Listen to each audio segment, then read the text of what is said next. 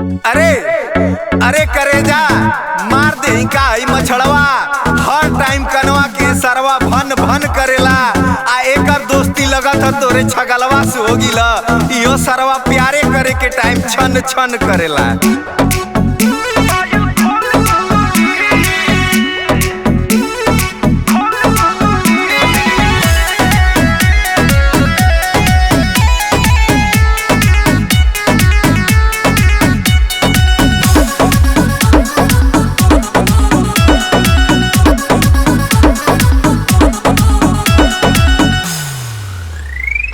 घूंघट हमार ना उठाइए राजा, लागेला डोर जन धरिए पाजा, लागेला डोर जन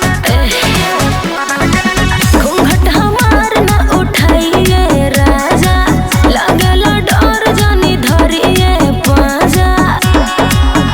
बाजी छन छन छन पूरा भइल नमन, सब सुतल बा जगा देवे का।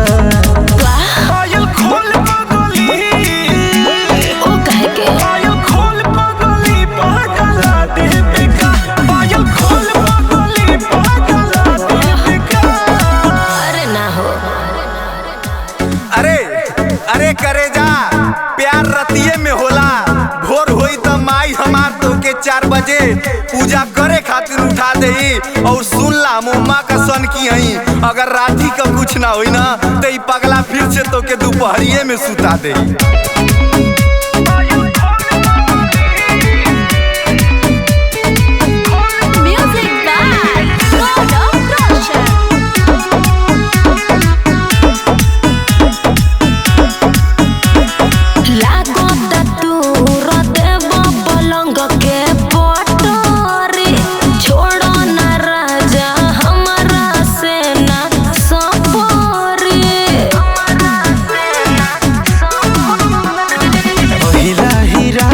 बेकार करबू हो जाई बिहान तक प्यार करबू। आज रुक हमें जन पूरा कर दो तुमन रन हमके सजा देबू का। पायल खोल पगली काहे खातिर पायल खोल पगली पगला देबे का। पायल खोल पगली पगला देबे का। बात देखे।